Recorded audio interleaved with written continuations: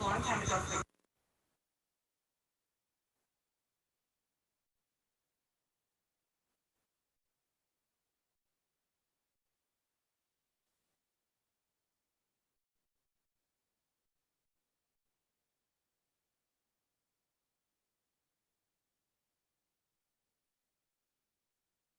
Like,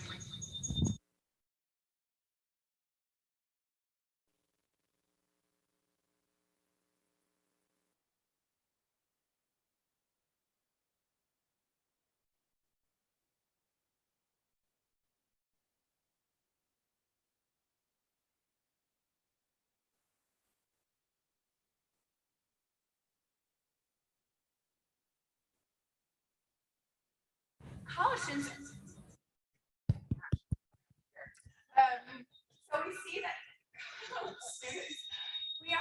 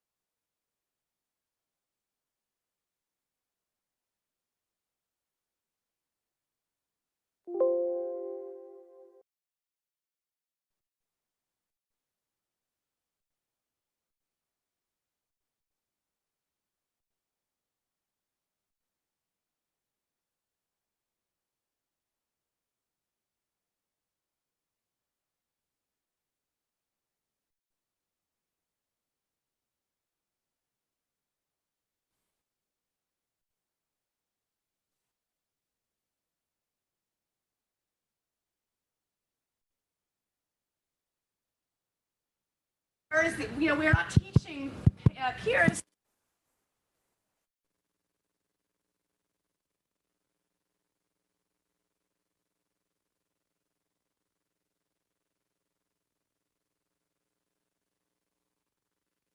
Overview of the IMV framework and structural equation modeling. Does everyone kind of get how we're using?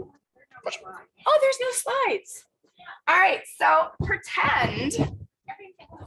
But you're doing it's all, you know, I really think we should just talk about origami now.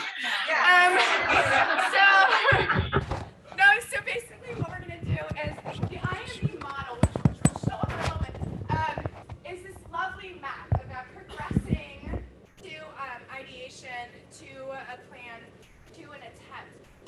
And let me see. I think we're done? Okay. 1, 2, 3, 4, 5, 6. Okay. All right. So basically what we did, we're using the conceptual framework of IMV. The data prep happened all in R. Ben and I spent entirely too long hanging out with each other doing this. 4,000 lines of code, and I didn't know how to save a file at the beginning of this, so yay me. And then let's go down. So I want to point out that suicide ideation as our outcome variable was binary. We chose it to be binary and not like an ordinal one where it's progressing for a number of reasons. But one was that we're kind of moving to this point where we're not totally sure in research that ideation is this progression to the next thing, right? It might be that discretely certain populations are more vulnerable at certain ways to be like suicide plan, suicide ideation. So we just treat it as a very binary variable, and we're gonna do cooler things later is the way we've kind of thought of it. Structural equation modeling. Who's done structural equation modeling? So fun. Okay, so you can help me through this. It's a multivariate statistical analysis that looks at relationships and models. And so it's an umbrella technique that houses a bunch of traditional tasks, but really what it does best is it estimates a bunch of multiple interrelated concepts into a single analysis. I have to read this sometimes. So this measures, so when we think about measuring risk factors together, it's a really interesting way because basically what we're doing is we're building these latent concepts. So a lot of times the classic latent concept is like intelligence. And like, yeah, we have IQ tests. Yeah, we have certain things. And they all kind of like octopus out and bring together, either form or reflect a very interesting concept that's kind of amorphic and unobservable. So happiness is another really good latent one. For us, we took the idea of the IMV model, so like diathesis, environment, these things that like environment, like there's no like measurement for environment. So we had to pull together a bunch of proxies from the data and say, this is kind of what the environment of a college student might look like. And here's all of our cool little indicators that might form that. And then in terms of defeat or entrapment, you're looking at reflecting it. The idea of like, what does, you're looking at what kind of is a nice way to be like, what is defeat to a college student? And so there were very few data sets we could find that were like filled with all this stuff. Healthy Minds was literally the only one. But basically there's two different types of SEM. There's covariant based SEM and there's PLS SEM. And covariant based SEM has a few very rigid things like you need like a very nice data distribution and you need like all these different requirements that like suicidality doesn't operate like that. We're not adorably well balanced in terms of what the data looks like. And so PLSM is actually very interesting because it's an explanatory model. It's basically like we're attempting to maximize the variance observed. and we're trying to figure that out with our independent variables. And it does this by estimating kind of the blocks. So first we'll go to I don't know why I'm on an octopus thing today, but it will do like the latent variable and it'll be like, okay, diathesis, let's figure out what is contributing to diathesis, what's contributing to environment. And then it pulls all these latent variables into this inner structure and it estimates that. And the output is suicide ideation variance explained. Very exciting. And so there's a lot of different ways we can measure it, but it starts to give us an idea of like, how much can we actually explain with this model? In suicidality, we really aren't looking as much, it would be amazing if we could predict it. It's not usually like what we can do here, though that would be amazing if we could predict it, and I would happily take our Nobel Prize for that. That would be great. No, but that is not an appropriate way to look at it. It's variance explained here. This is the integrated IMV model. We selected it based on the idea that it has really interesting. This is the map I was looking for before. And you'll see that, so it's diathesis, environment, life events, very biopsychosocial formulation-y, which I love. And then it kind of, the blue part, oh man, I'm shadowy.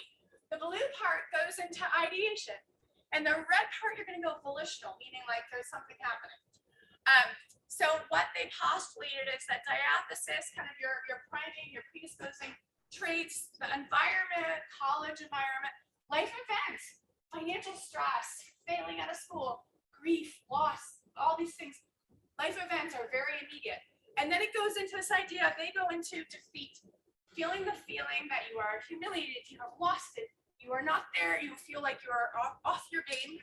Threats to self-moderation come because what happens is your inner coping, your ability to kind of formulate what defeat just happened has a lot to do with how like the energy in your subjective well-being at that point. Here are some examples that Kirtley and O'Connor give. And this is moderating your ability of entrapment, which is I'm stuck. I really don't know how to get out of this. I'm not feeling, I don't know what to do. I'm very, very hopeless at this point. At that point, motivational moderators, which you'll see is a really big prevention point in a lot of our programming, is the thwarted blindness, burdensomeness, future thoughts, goals, support. And so it's this point where we often intervene in prevention because we're trying to teach people how to get out of that moment of I'm stuck and all that. And this is actually, so this is a fascinating spot. And then you go into ideation. So that's kind of what we're doing. So imagine Ben's going to go into this, but imagine that that's going to be our structure, our inner structure. All right, so just as a quick one, the data sets, we're all up to speed. Healthy Mind Study. We looked at 2018, 2019, because when we did it, that was the most recent data set. We have the 2 more years. So in the future direction slide, you'll see that we are going to, keep scooting along with a time series. It's administered to 300,000 students and 180 colleges since 2008. They have 3 standard modules that everyone opts into, and then a ton of electives. So imagine this is like, they basically figured out, we know that college students have a different environment, everything that they want to map, and they're like, University of Utah does this. And they say, I want to learn about these following traits of our medical health utilization. They opt in with a fee. And then this company basically email blasts the whole student body and says, and randomly selects like 4,000. The bias, so about 25% will respond, which is like, pretty good. But you have to realize like who's actually responding. Like probably not the people who are like imminently suicidal or super sad.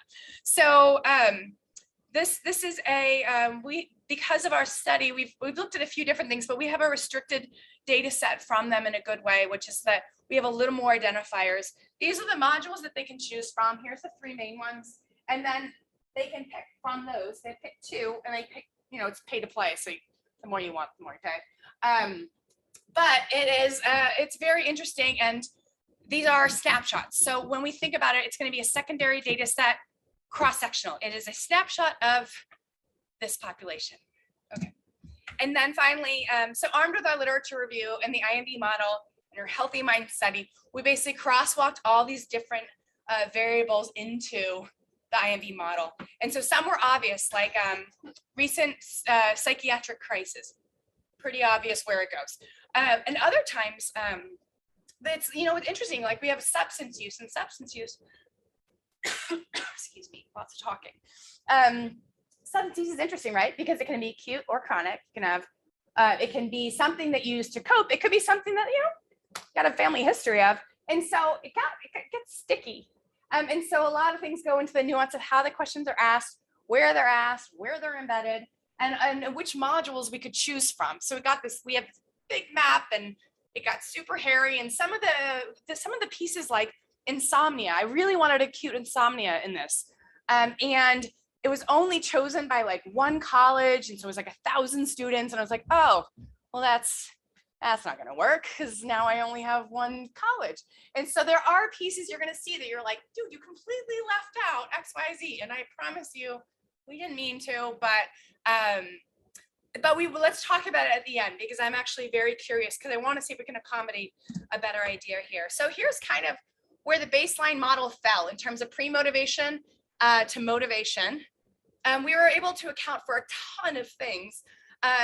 We did a ton of regression analyses, principal components analysis, trying to figure out which parts went where.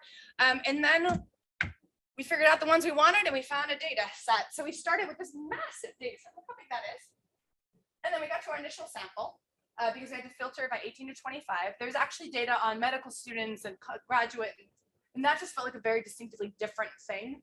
And then so we went here, and then we had to exclude this many due to the elective module base that caused massive bias towards like certain schools.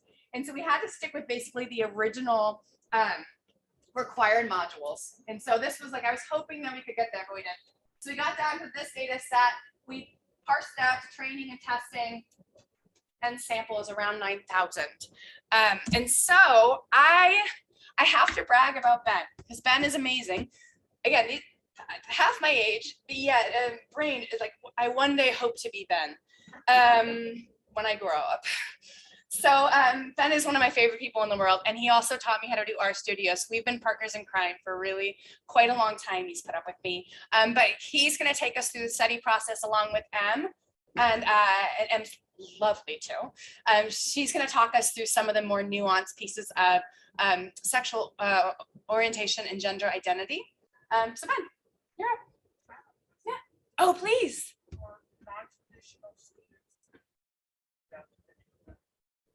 No, we're non-traditional students. Yeah, so you're looking at protected factors. I would think that when you're talking about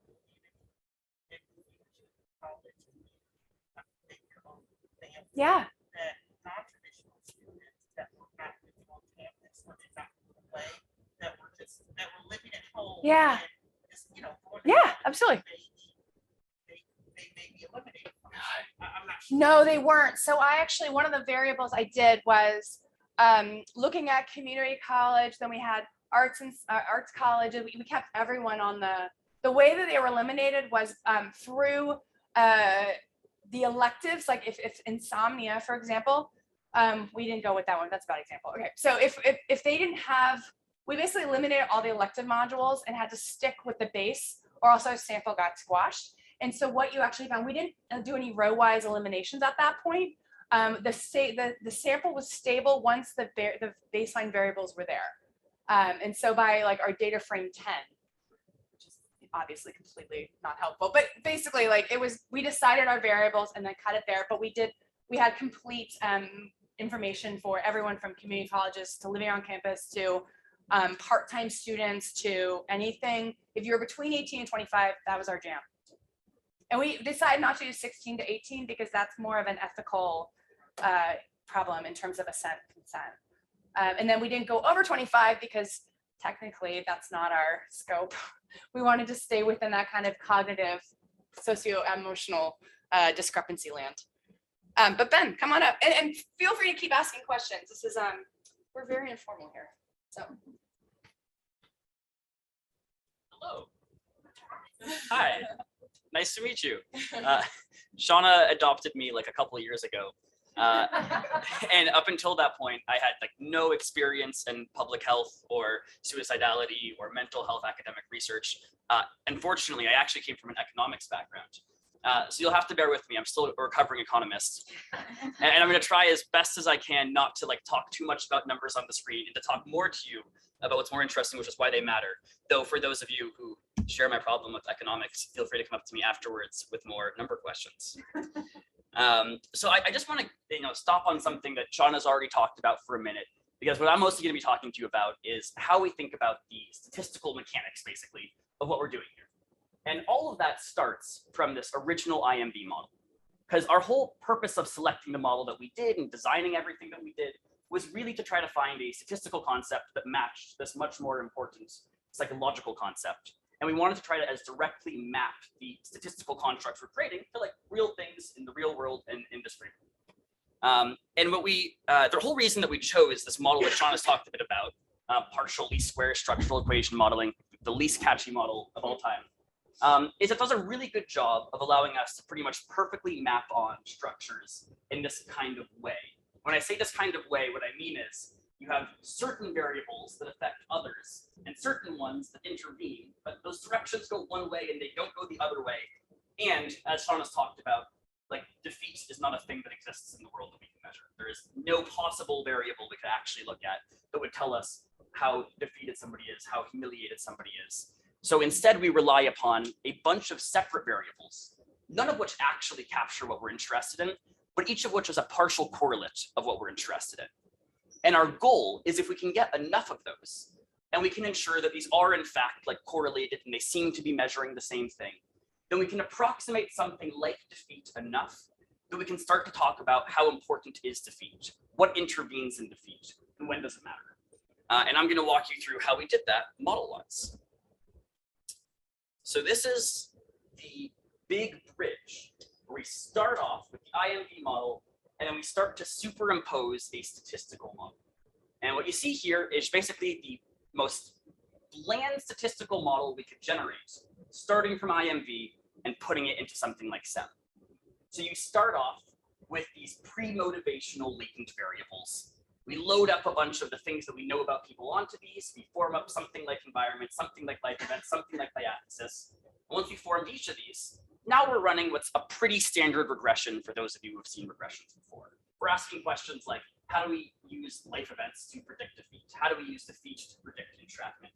How does threats to self-moderation intervene in the causal pathway from defeat to entrapment? And same for motivational moderators from entrapment to suicidal ideation. And if all of this goes as planned, by the end of it, we can tell you along the path to suicidal ideation, assuming that this IMV model is true, how much do each of these steps matter and in which directions do they go.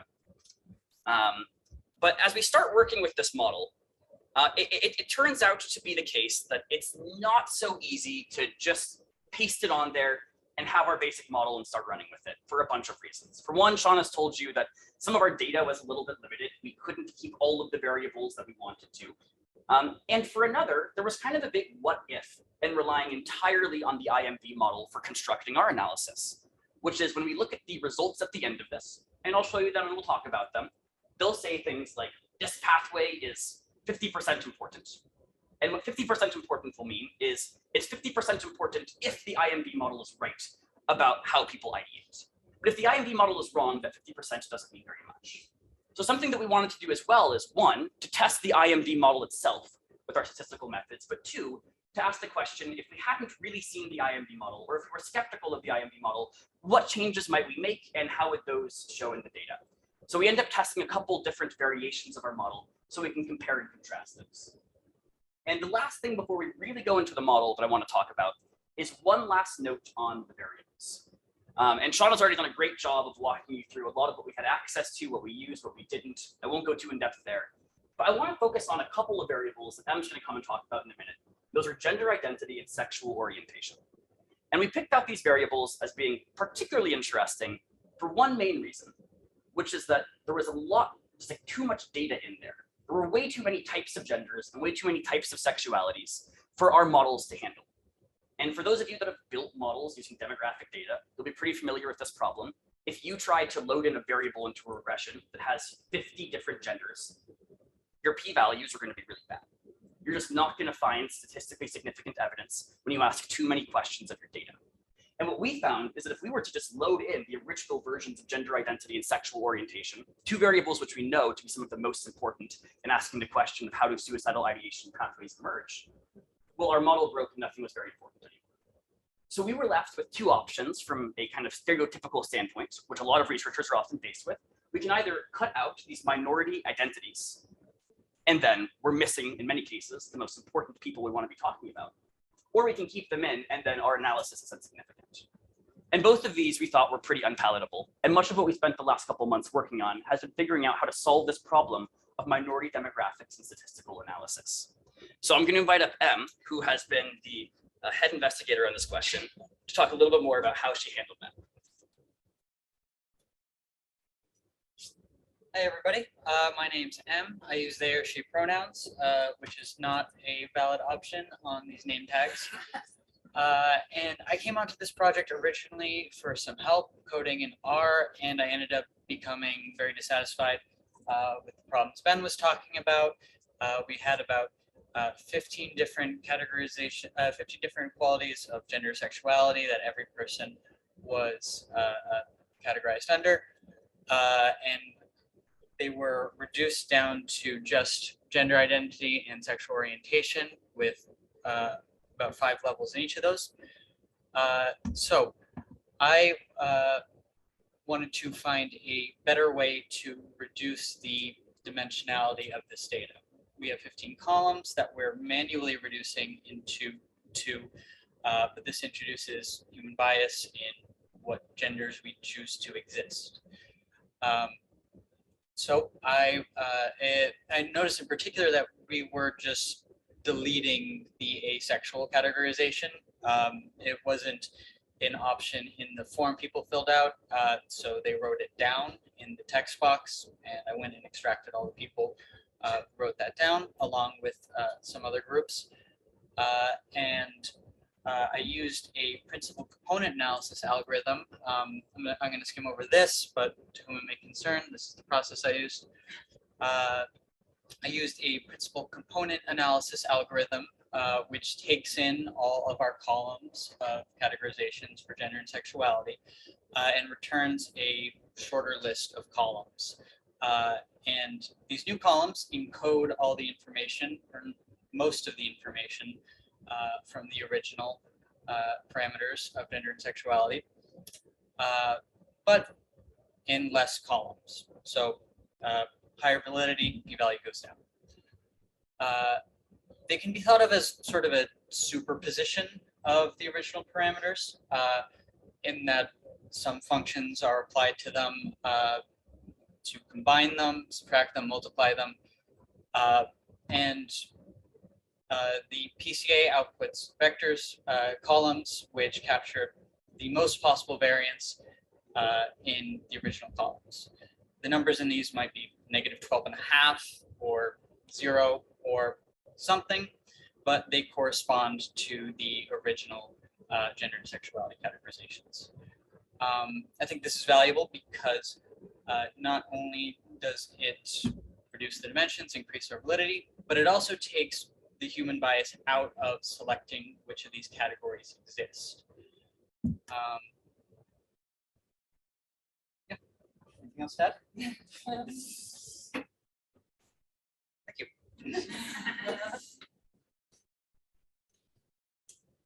Yeah, so I just want to like add like a little philosophical note to everything that Em talked about in terms of how we're going about creating these new concepts of gender. So Em mentioned the idea that it's problematic that right now humans are deciding which genders to keep and which genders not to keep. That's like a massive source of external bias. And a general theme that you'll notice through all the methods I'm talking about is we're trying to remove humans as researchers from making too many decisions, because that's how bias really starts to creep in, and our identity shouldn't matter very much in the results that we pop out. So what is the new bias that we're introducing then? Like if it's not like humans who are deciding, like who exactly is deciding which genders we keep and which genders we don't keep? And I think it's a little bit non-obvious. The best answer I can give you, it's a kind of cool one. We're deciding which genders to keep based on what's useful for the specific question that we're asking. So we're going to pop out some genders from this analysis, and at the end of them, we can actually explain to you, like, these are the 3 new genders we created. It's pretty cool. But they're not going to be the same 3 genders or 7 genders or 15 genders for any other project that any of you might do where the question is at all different.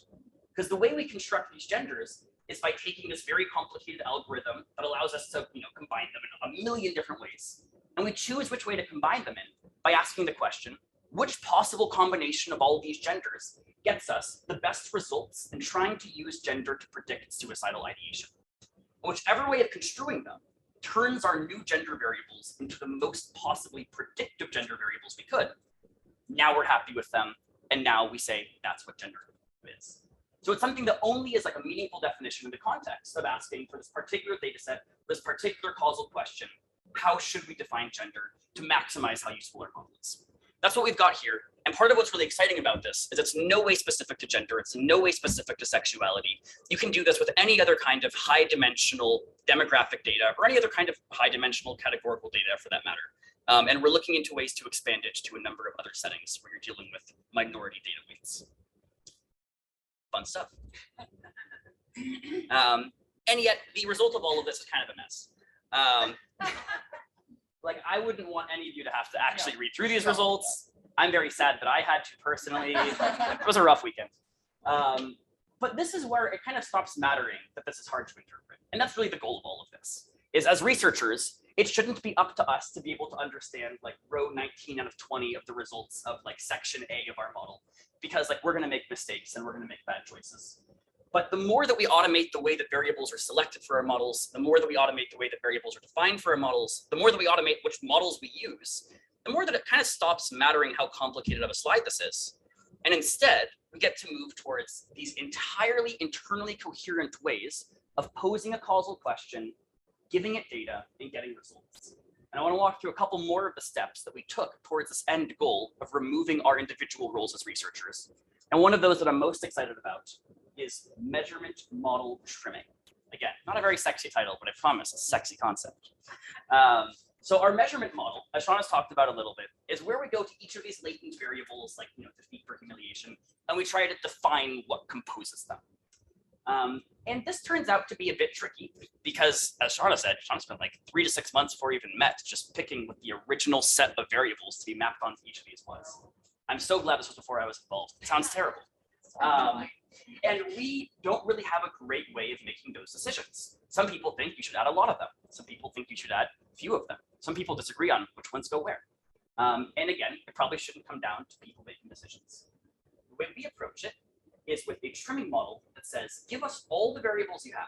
Take your best guess at where to put them. You can put as many of them as you like. It's better to put more in this case. And then our model automatically goes through and tries including this one, but not that one, and these 2, but not those 3, and these 17, but not those 46. And it tries every possible combination. And after our server room is overheating, it comes back and tells us, this is what your model should be. This is far from a perfect methodology. There's various ways we can do it, and we're working on developing some new methods of being able to properly select inclusion variables. But this is, I think, what's a really exciting direction to be moving with research, is working as hard as you can to be making as few decisions as you need to. And the result of all of this fun automated model selection, if any of you want to talk more in depth about how exactly that happened, I'm happy to chat about it afterwards. But the result of all of that is this new proposed model. So we start off with the IMV framework. We just paste on the variables that best match our understanding of how it works. And then we ask this new question: if we started the model ourselves, how would it look? And if we did it ourselves, what we really mean is, if we allowed the model to decide for us, how would the IMV model look? And we start to get into something that looks closer like this. Again, these are small labels. I can't even read those from here. But we get to something a little bit simpler. And our headline results from this are the model is pretty good. It's nothing crazy, but it seems to have reasonable explanatory power, seems to capture a good amount of the variance of all the fancy statistics that are the industry standards for assessing these models, which I will not bother boring you with. It seems to do an okay, but not great job. And there's a bunch of reasons that might be the case. We know that's not that we just picked a bad model. That could have been the case the first time around because it was an arbitrary model that we selected in many ways. But now that we've started automating model selection, we're pretty sure that it's not just we're doing bad modeling. Instead, it seems to be the case that the data itself is really tricky. For instance, with gender and sexuality, if we hadn't gone and done this kind of weird novel technique, we would have just been asking the entirely wrong questions. Like as Em said, the same thing that happens with, when you ask people to put on a name tag and you give them a finite number of options. What happens from a data analytics perspective when you're not giving someone the option that they would want to choose? You're not getting the data that you want. And our goal as researchers right now is to try to combat that by going and reconstructing the data that was never even given in the first place, which is a Herculean task. And even if we can do it pretty well, it's never going to be enough. And really, if we want to be seeing incredible results from any of these models, human decided or automatically decided, it mostly comes down to fixing the data collection side. Because we shouldn't have to be designing these crazy supervised server room models just to figure out what somebody's gender is. We should instead be asking people with sensible options and updating those options every year. And that's a big part of what we advocate for from the conclusions of our study. Let's talk a little bit more about how well our model did. Overall, it was pretty fine. As Shauna said, this is not a predictive model. Prediction in suicidality is hard. We'll move on to that later, but not for today. There are variance explained. This is kind of a measure of like how much we understand each of our latent variables. So for instance, if you look at defeat, this is a pretty large R squared. A rough interpretation of this is we understand 65% of what goes on with defeat. In other words, we can explain 65% of the variance by looking at the predictors for defeat. So high numbers here mean we understand them pretty well. Low numbers here means we don't understand them very well. And these are all pretty expected. Because for instance, how hard is it to predict defeat? Well, you have access to things like environment and life events. How hard is it to predict environment? You don't have access to lots of predict environment. So we're going to do a worse job. And I wouldn't worry too much about these numbers. Great. There we go. Beautiful. So to kind of wrap up this question of like, how good are we actually at like automating the generation of new variables and automating the generation of new models? Like, does this work? The answer seems to be like, yeah, it works. And that's what we have here. We're comparing our original, very classic structural equation model using partial least squares. And then we compare our modified version. This is still like a SEM model, except now we're defining a couple of our variables using this weird new PCA algorithm. And when we do that, even though we now actually have less variables, and less variables generally leads to a roughly worse model, we actually do quite nicely. Don't worry about what all these numbers are if you don't recognize what they are. But like they're green, and green is good, so we're good. All right. Now, these are some more interesting graphs to talk about how well we're doing. And a big question we want to ask after we construct our latent variables and run this model is like, how important are our latent variables? Like, is defeat important for understanding ideation? Is environment important? How do we assess that? And the general philosophy in structural equation modeling is you want to look at two things. You want to look at one, well, how important is that variable at predicting our outcome? So for instance, how important is keeping depression secret for suicidal ideation? It's pretty important, very high. Second, we want to know how important are these variables generally for predicting anything in the data set. In other words, self-perception of failure seems to predict a lot of variables in our data set. This is a generally important variable. However, it's not very high up, so it's not super important for predicting ideation. The variables we get excited about fall in this region right here. These are the variables that on average don't predict much in the data set. But for ideation, our outcome of interest, they predict a lot. These are the questions where, let's say you were like an administrator at a clinic, maybe you work at like a university and you have a student who just came in, and you need to know like, what are the 5 questions I ask right now that are going to get me the best answers? You want to be looking in this region. They're going to only get you the answers that you're interested in, not the answers that you aren't interested in. And the astounding number of variables that fall into this region, we would consider like actually very encouraging. And even though we've been kind of pessimistic about the idea of prediction, because historically it hasn't worked very well, this is a bit optimistic prediction-wise. This tells us actually maybe we just haven't been doing prediction well enough, but the data might be ready for prediction. And that's something to look into in the future. We have this again, but this time instead of looking at our actual variables, now we're looking at our loopings. Now we have threats, self-moderation, we have tracking, we have motivational moderators. And here we find everything really nice and important. These are our exciting variables that predict ideation. These are important in general, but not for ideation. All right. So lastly, so what? What's going on here? What have we introduced that would be like interesting to like talk about like your new friend in the hallway after this? If you just hear. For one, this was pretty cool. We like came up with new genders. That's fun.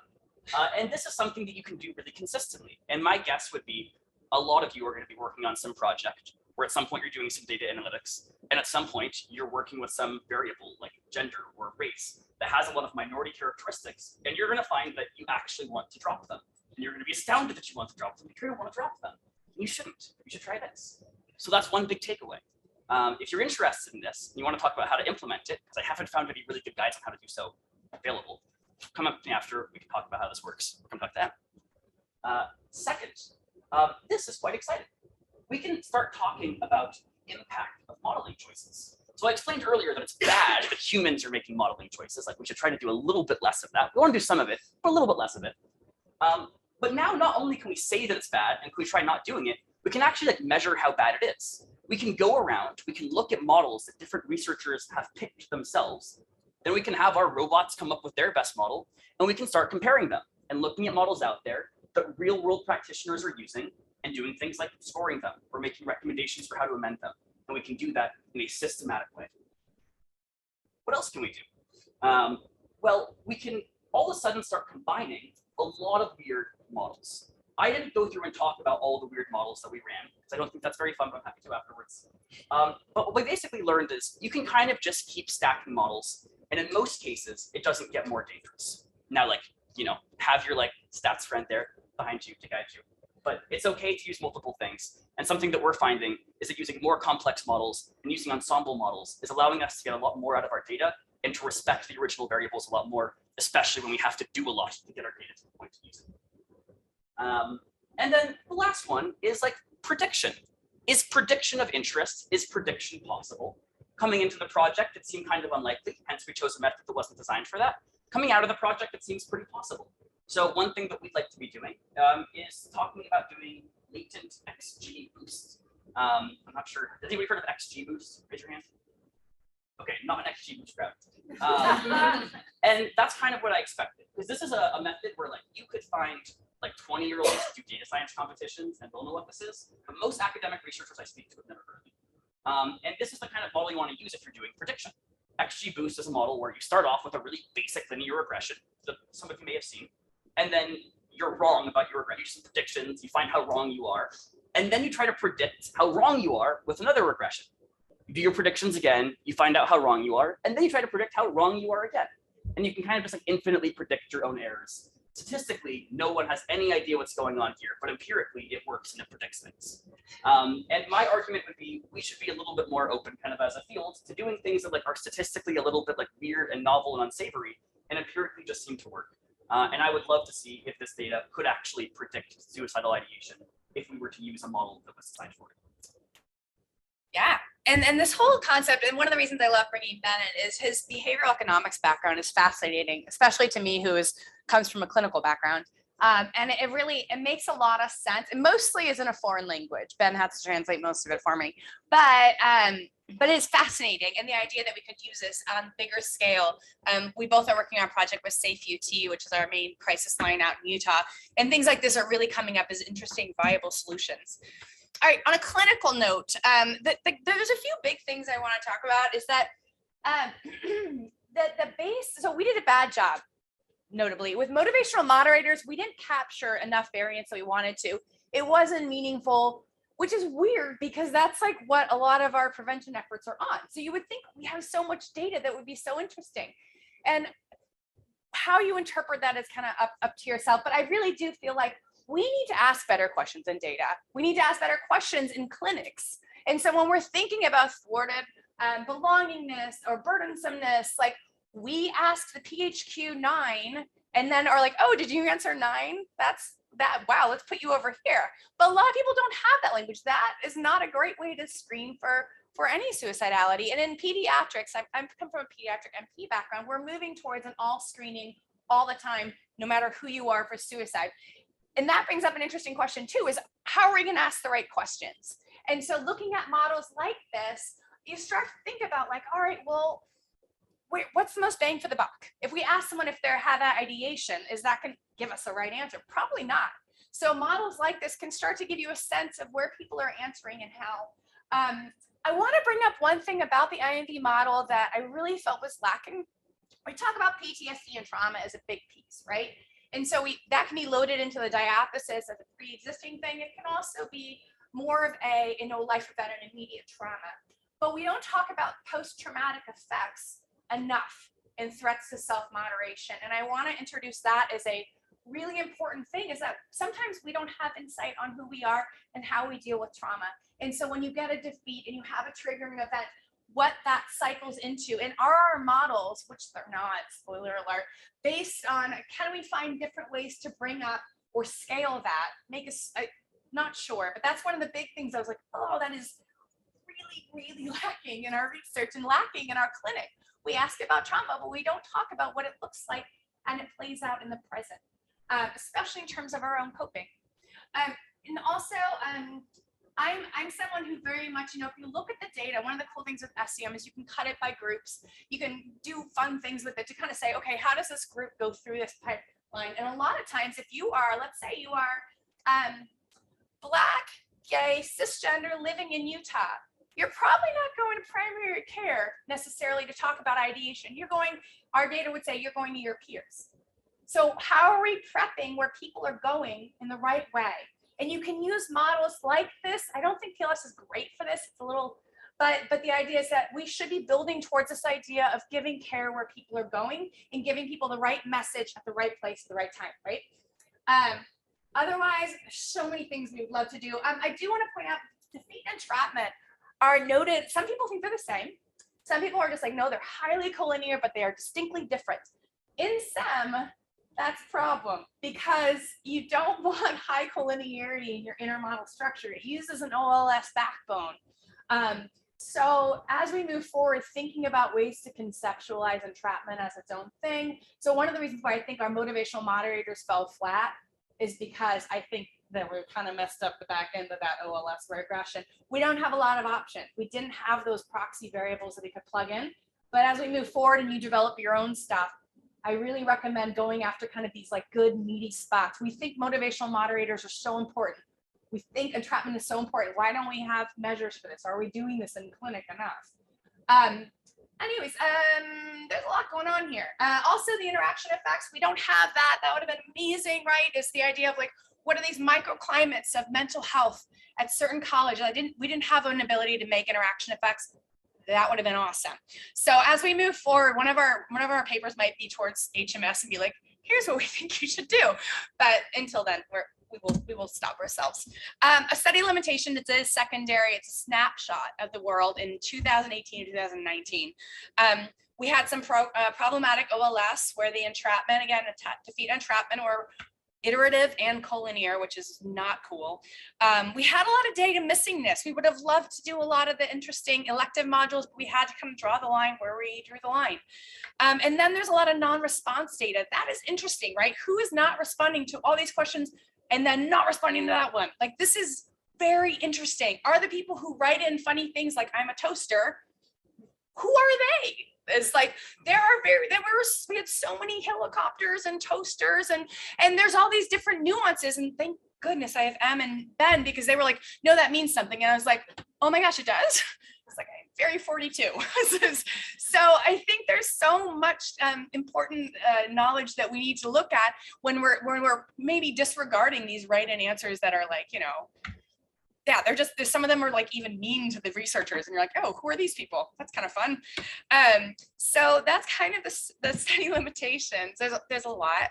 The future directions, we're moving into a place where we need to bring in a lot more understanding of the nuance of these variables, machine learning alternatives. There's a lot of this idea of moving into the time series, using this future HMS studies to see if this works. There's a lot to do, and secondary data can sometimes be really sticky. So we're trying to figure out how to best make our way through that one. We are getting low on time, so we will move to discussion. If anyone has any questions, the three of us would love to chat. Kathy, what you got? Well, thank you for the creativity. My question is, first comment for Alan and so I really appreciate analyzing sexual orientation.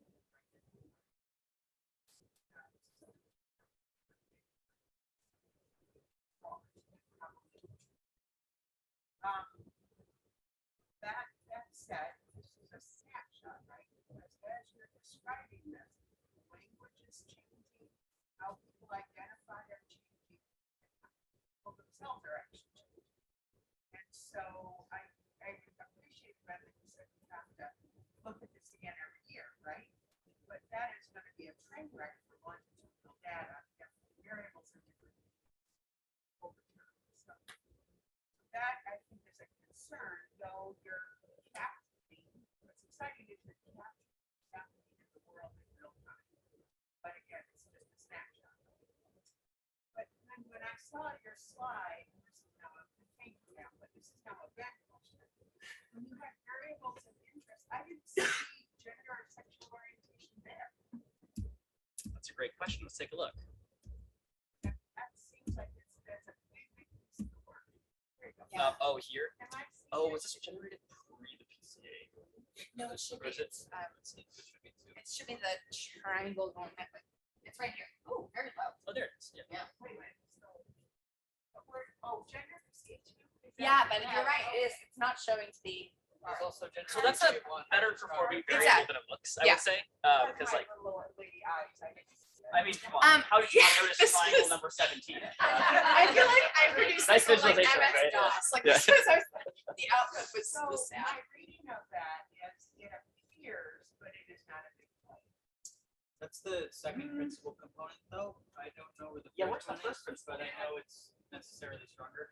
The first principal component did not perform as well. So this, Oh, it okay. picked the top like 30 here. So that one fell off. So that shouldn't have happened. So we'll look into that. Yeah, well, Okay, so the way this like in theory should be working, and again we'll check that out, is when you do PCA, you can generate any number of components or columns as you like, and they always order them in importance. So the PCA 1 is going to have the most variance, PCA 2 the second most, 3 the third most, and so on.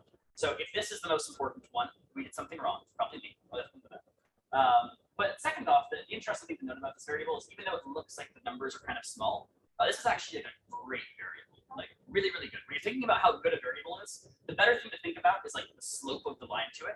And this is a really steep slope. The steeper the slope of the line to the shape, the better it is. So like this is a terrible variable, but this is actually a pretty good variable because it really narrowly gets that ideation. And to answer your question from before about like how do we handle longitudinal data, which is a great question. So the cop-out answer I'll give, we'll move to better ones, I promise. The cop-out answer is you're never actually removing information from the data. So like, let's say that we propose doing this for like every year for like HMS data, and like we ourselves go and do it every year. It's not like we're like changing the questions that they're asking. And most of the ways that you would think about adjusting for changing gender and sexual identities in language would be to change the questions that you're asking. When you change the questions you're asking, you have a massive longitudinal problem because there's no way to get that data back. On the other hand, if you're asking the same questions every year, but every single year you're saying this language means something different for this cohort than it meant for the last cohort, let's reinterpret the same data in a new lens. Well, now you can do both things. You can use like the literal gender that people put down, for instance, as a predictor, and you can use the like cohort contextual gender as a second predictor, and you can look at the distance between those. That's the cop-out answer. The better answer is what we should actually be able to get to is having what are not like things that adjust every year, but I imagine these adjusting on a much greater scale. Personally, I think that the era of annual reports is slowly dying, and we're moving towards online dashboards. They're going to be updating this on a daily basis. The students should be able to take surveys like this whenever they like, and we should be able to learn about updating gender identity and ideation whenever we like. And when that's happening, what you really need is a construct that is on the fly every 5 seconds, coming up with new definitions of gender in such a way that it incorporates both pieces of information. In other words, if you look at this, you could partition it into the component of your gender that comes from like who you are, and the component of your gender that comes from the language that you use to express it. And we'd be able to separate those out roughly and then do analysis on each of them. We actually can't do that yet, and that would be ideal. That really helps. That longitudinally, not identify the same. Yeah. So these are, again, Yes. slices of time. Correct. So in this data set, we have absolutely, we can't do much longitudinal work, period. That really helps. But like this exact method, you could copy and paste the code to any other data set that has a complicated gender variable, and it would work exactly the same. All right, that helps a lot. Wonderful. Hello.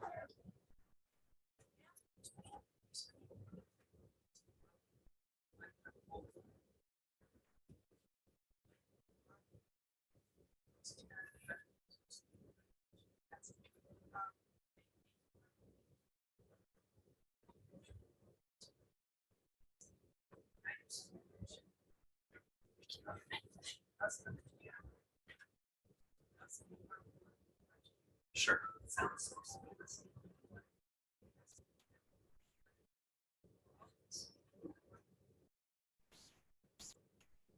Sure. So we have a request to like publish the questions that we would recommend. Oh, yeah, absolutely. I think we're ahead of that. Sorry, the air conditioner was right above me. I was like, I can't hear anything. More to your point, which I think is powerful, Shauna, with your recent music. Bring these ideas,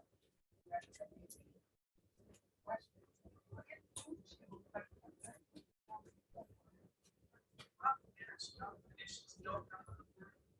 Right. Oh, wait, I'm reading this. A larger thing. Some variability, but some of those I do.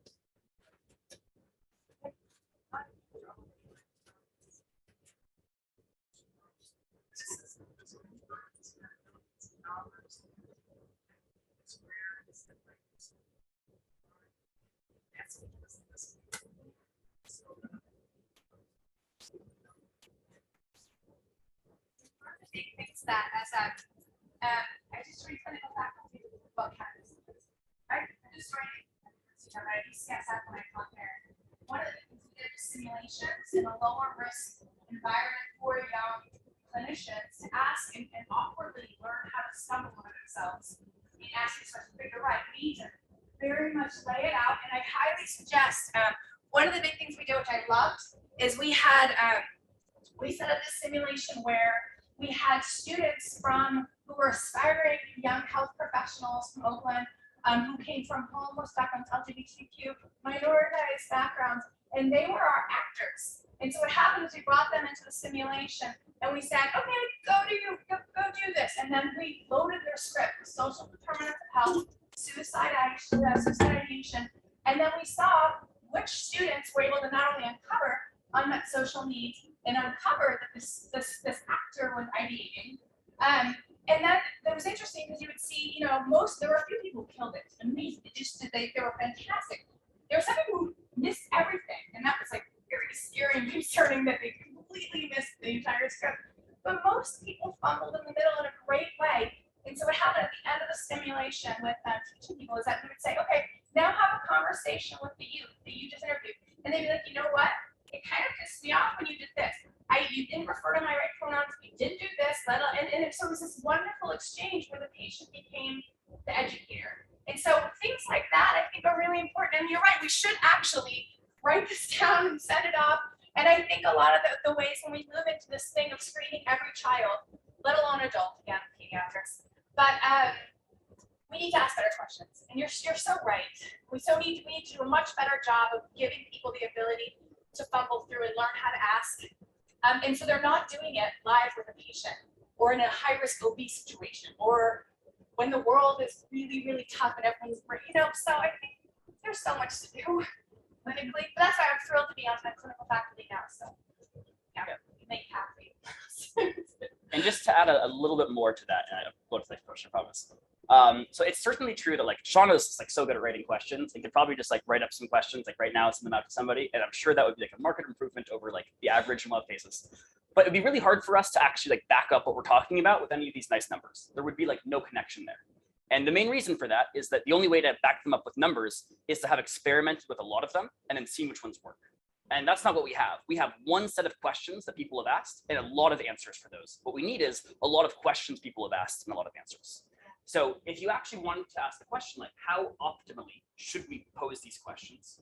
There are some great frameworks for that Sean and I have been talking about recently for some new projects we're interested in. And just to give a brief case study from a non-clinical background, because I have no clinical background. One way we've done this in the past is I did a project with the World Bank in Peru, where we were working with legal conciliators, who in many ways have work lives that are kind of similar to a lot of like frontline workers in mental health, where they're taking home work. There's a lot of mental health conditions associated with being on the front line. And there's just really hard like emotional intelligence necessary to get through the day. And we were trying to figure out like what kind of advice should we give them? What kind of advice should they give each other? What kinds of questions should they ask clients? We had all kinds of versions of the same question, which is like, how should we write this language down to optimize some number that we can measure? In this case, ideation, in that case, like case closure rates. And the best way to do that is kind of like what Shauna's saying, is you have to crowdsource ideas. It's not like researchers being like, here's how we think you should write it. Maybe there's some of that, but what's a lot more effective of a strategy is like, find 1,000 counselors, find 1,000 patients, like ask them what they think, try them. As you try them, like update how you're trying them, so you're always using your best strategies the most, and then figure out at the end what works the best and publicize them. So like that's, in theory, if someone was gonna do a whole project around how do you ask those questions, that's why I would do it.